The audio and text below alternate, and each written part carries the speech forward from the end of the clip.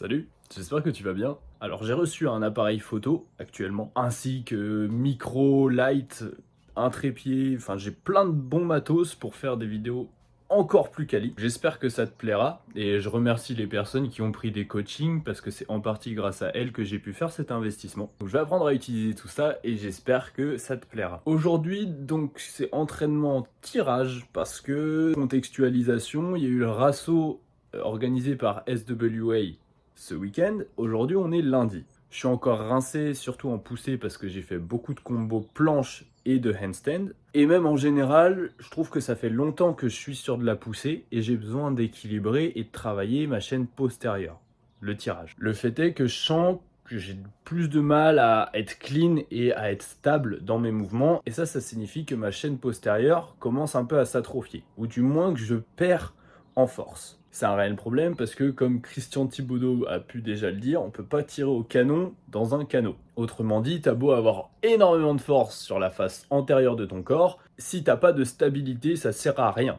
Il y a aussi une marque de voiture qui disait sans maîtrise, la puissance n'est rien. Bon, bah t'as compris le principe, c'est ça l'idée. Donc ouais, ça fait peut-être 3-4 mois que je suis vraiment focus sur des mouvements de poussée et d'équilibre. Donc là, je vais plus me concentrer sur du tirage et je suis persuadé que mes performances, même en poussée, elles vont monter. Parce que l'utilisation de la chaîne postérieure en poussée, elle est primordiale si on veut être clean. Tu as peut-être déjà remarqué, mais ce qui permet de verrouiller les coudes, par exemple quand tu es en planche, bah, c'est le triceps. Ce qui te permet d'avoir la rotation externe, c'est l'infraépineux et le petit rond, qui sont des muscles de la chaîne postérieure. Ce qui te permet la rétroversion du bassin, c'est les grands fessiers, etc., etc. Tout ça pour dire que dès que tu veux être clean et stable, eh ben c'est sur la chaîne postérieure que tu dois travailler. Donc c'est pour ça que, d'ailleurs, moi quand je mettais des V-sit dans mes combinaisons planches, ça m'aidait à peaufiner ma technique. Des fois, j'ai même travaillé en front lever avant de faire ma combinaison planche.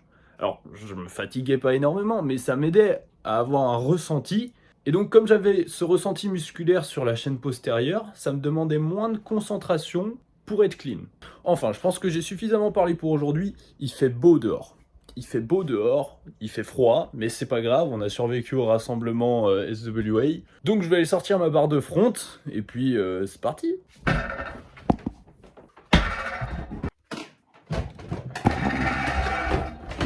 Bonjour mon petit mammifère, toujours nonchalante comme d'hab. Voilà. Bon, aujourd'hui, ce sera une séance plutôt courte, genre 45 minutes. J'ai des choses à faire après.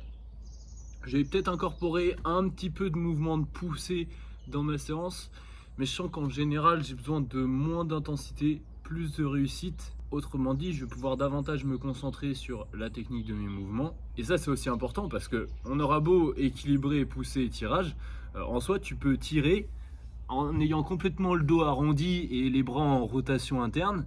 Et au final, ça n'utilise pas la chaîne postérieure. Donc si dans tes mouvements de poussée, dans tes mouvements de tirage, dans tous les cas, tu as la même position, bah au final, tu développes pas ta mobilité. Tu es toujours dans la même position. Donc c'est comme ça que tu risques de te blesser. N'utilise pas l'amplitude que tes articulations te confèrent, bah tu vas perdre cette amplitude au fur et à mesure, c'est logique.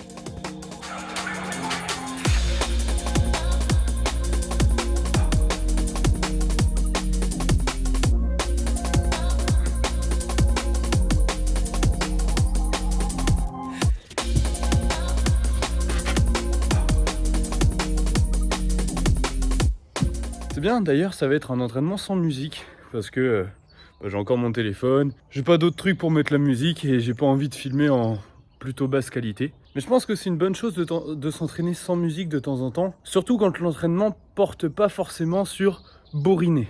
Là, en l'occurrence, je vais faire un entraînement plutôt forme. Donc, comme tu l'as vu là dans ma série, en soi, j'aurais pu pousser beaucoup plus que ça. J'ai gardé de la marge. Mon one leg, je l'ai poussé à fond, mon one leg touch. Mais dans mon front lever, j'aurais poussé plus. J'aurais pu aussi pousser en one leg après, continuer sur des pull-ups. Je ne l'ai pas fait. Bon, ça, c'est parce que en soi, le front, ça fait longtemps que j'ai pas concentré une séance dessus. Donc, je garde de la marge, j'y vais progressivement. Mais pour revenir au sujet de la musique, pour moi, c'est une drogue comme n'importe quelle autre chose. Et à partir du moment où tu abuses du café, bah, tu deviens de moins en moins sensible à ça.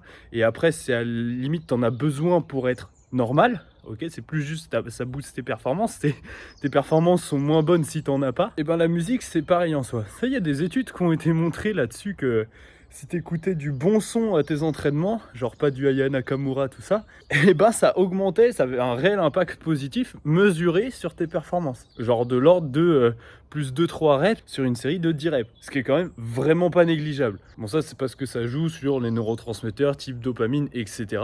Si t'as plus de dopamine, tu peux plus la convertir en adrénaline et donc tu peux plus forcer.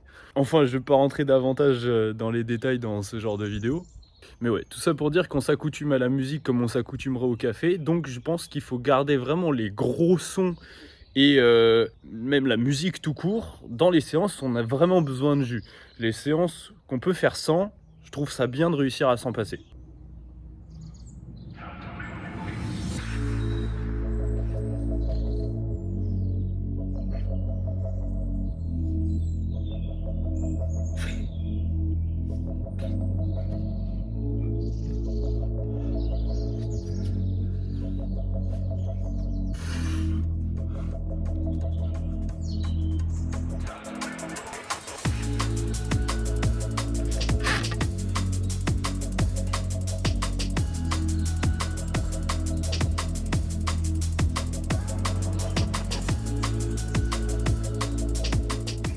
Bon, je vais tenter une petite planche, juste histoire de me reposer un petit peu avant de repartir en front. Je sens que c'est vraiment pas revenu, donc je vais pas plus en faire dans la séance. Pareil, je sens que j'ai des vestiges du rassaut de samedi en termes de nerveux. Donc là, faut que je laisse le corps se ressensibiliser un petit peu à l'adrénaline. Et puis, je pourrais repartir à forcer. Mais ouais, pour aujourd'hui même, je vais finir ma séance avec plus de l'advanced tuck et du one leg qu'avec du full front lever et du one leg touch. C'est encore un peu difficile et j'ai besoin de faire plus de volume que ça.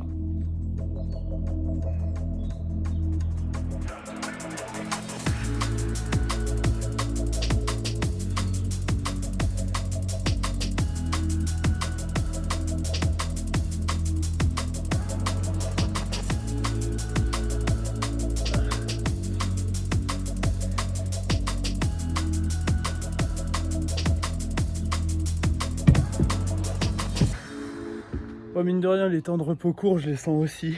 Et c'est pas grave, je dois faire une séance courte dans tous les cas, donc c'est bien comme ça.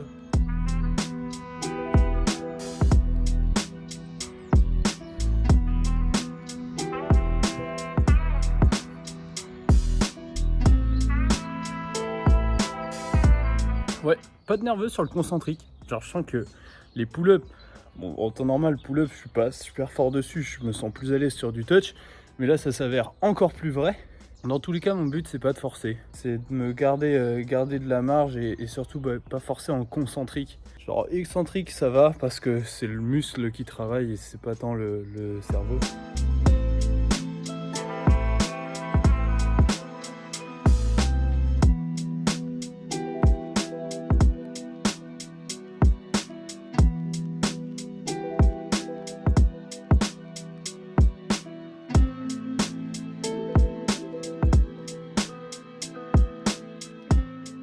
Bon, j'ai encore des courbatures au deltoïde, un petit peu au dentelé aussi, mais surtout deltoïde, vraiment ils sont flingués, genre juste tenir la caméra, je suis au bout de mes dans les épaules. Je sens que ouais, j'ai besoin de passer sur un travail plus musculaire, donc plus contrôlé, plus axé technique et pas d'échec que on bourrine. Ce que je te conseille, c'est d'observer aussi ça. Quand tu entames la séance, tu verras qu'il y a certains mouvements qui passent bien, d'autres qui passent pas. Qu'il y a certains régimes de contraction, donc concentriques, isométriques, excentriques, qui passent ou qui passent pas. C'est bien d'avoir une trame de base où tu sais à peu près ce que tu vas faire. Bon, aujourd'hui, je pense que je devrais plus taffer sur front ou que je devrais plus taffer en accumulation. Mais c'est bien de toujours se laisser une marge de manœuvre pour adapter en fonction du moment. Parce que des fois, tu as l'engouement, il y a plein de gens, ça te donne de l'énergie et tu peux faire plus dur que ce que tu fais d'habitude. Des fois, c'est le contraire. T'as pas de musique, t'as encore des courbatures. Bien dans tous les cas, tu dois regarder ce que tu dois faire et ce que tu peux faire et faire au mieux en fonction des deux. Me concernant, la force bras pliés, c'est un de mes points forts. Contrôler les mouvements, ça l'est plutôt aussi. Je sais que lors des séances où j'ai pas beaucoup de jus, déjà le tempo il sera plutôt lent, mais également je limiterai tout ce qui est concentrique ou à haute intensité. Donc je préfère, au lieu de m'acharner à faire du one leg, passer sur de l'advanced tuck, davantage contrôler le mouvement, et ça amènera aussi de la congestion dans les muscles. Ça peut satisfaire psychologiquement, et ça c'est pas à négliger. Dans tous les cas, dans ce genre de séance où tu arrives avec pas forcément une grosse confiance, une grosse énergie, le but c'est que tu repartes avec une énergie qui est égale, voire supérieure. Parce que si tu te flingues et que tu vas tout le temps à l'échec, que tu diminues encore la confiance que tu as en toi, c'est pas bénéfique. Non, là, toi, ton but c'est de remonter la pente, pas de descendre plus bas. Là, le but de cet entraînement, c'est pas d'accumuler beaucoup de volume, c'est justement de faire bien. C'est de l'intensification.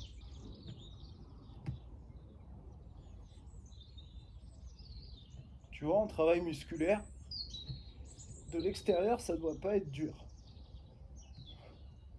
Du moins, ça doit pas se refléter comme étant dur. Tu dois être en contrôle de la situation. C'est vraiment comme si il y a ton crush qui passe devant le parc et toi tu veux faire le mec. Bon voilà, encore une comparaison à la moulax, mais c'est vraiment l'idée qu'il faut avoir en tête. C'est facile. Je domine le mouvement.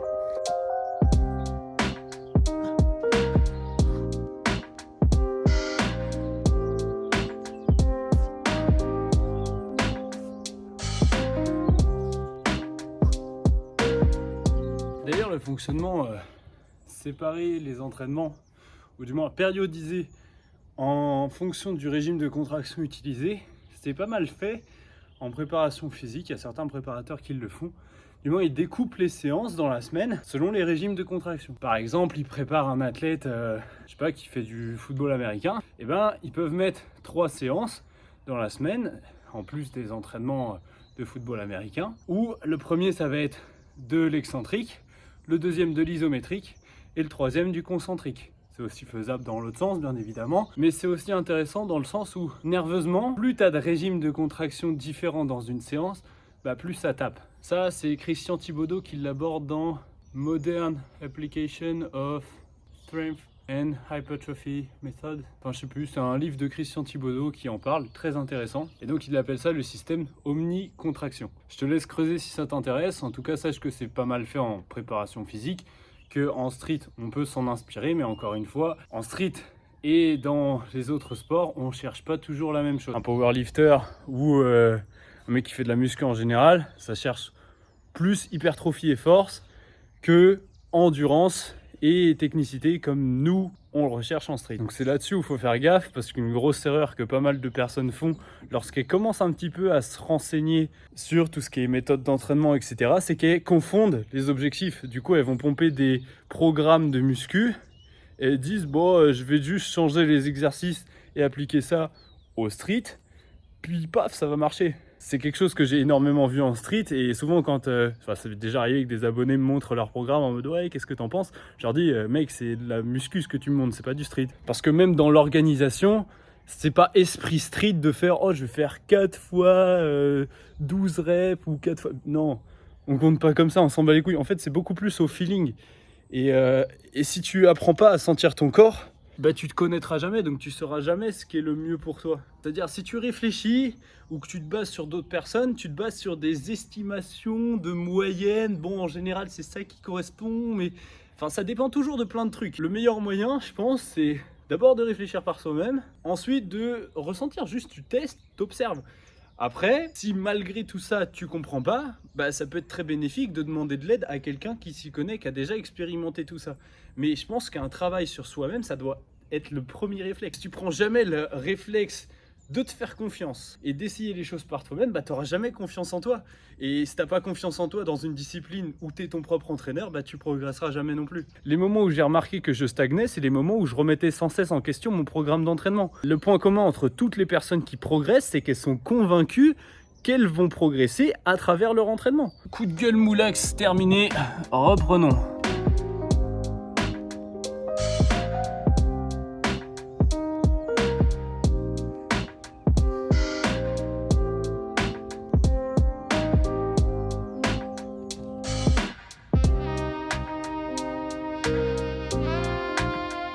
C'est dingue ça, parce que même là, Je sens que psychologiquement, je suis mieux qu'au début de la séance. Vu comment elle est montée ma pull-up? Bien mieux que ce que j'ai fait avant dans la séance, alors qu'avant, j'étais censé être plus frais physiquement. Donc je pense qu'il y a cette part de... Déjà, ta technique, elle s'améliore au fur et à mesure de ton entraînement. Mais au-delà de ça, si psychologiquement dans ton entraînement, ça va de mieux en mieux, et ben ça va avec le nerveux en fait. Tu peux envoyer plus de steak. Donc là, c'est ce qui se passe. En plus, j'ai de la congestion qui commence à arriver. C'est quelque chose que j'apprécie vraiment dans les jours où je me sens pas au top. Avoir de la congestion, donc que ça chauffe dans les muscles plutôt que dans la tête, c'est ce qui me satisfait à la fin de l'entraînement et c'est aussi ce qui va contribuer à la confiance que j'ai en moi. J'attends tes retours là-dessus.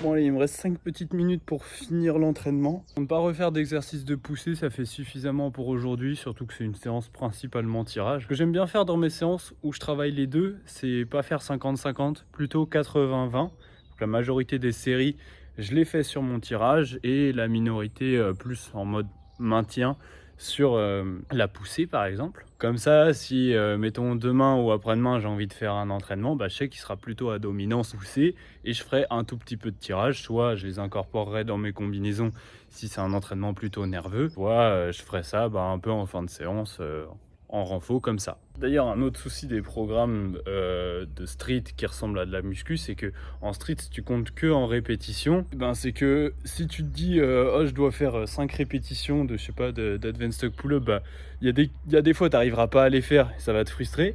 Et il y a des fois tu pourras faire plus, mais tu vas pas pousser à fond parce que c'est écrit sur le programme. C'est complètement débile en fait. Il faut toujours adapter sur le moment en fonction de tes capacités du moment. C'est pour ça qu'aujourd'hui je fais des trucs qui sont vachement simples. Il y a des entraînements, j'étais capable de faire beaucoup plus dur. Mais je sens que j'ai besoin de faire ça, donc je fais ça.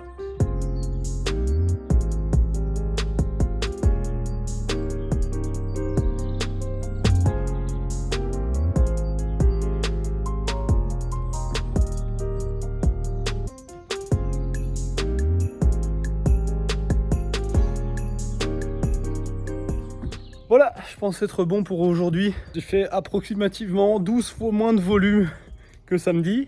Je sens que moi... Donc c'est très bien comme ça. J'espère que tu auras appris des trucs dans cette vidéo. Tu peux toujours me poser des questions dans les commentaires. Si tu veux aller plus loin, je t'encourage à rejoindre le serveur Discord que j'ai créé à cet effet. Il y a plein de monde qui discute, on partage nos entraînements, on partage des conseils, alors n'hésite pas à nous rejoindre, on est déjà 160. Entraîne-toi bien, récupère bien, à la prochaine, c'était Moulax.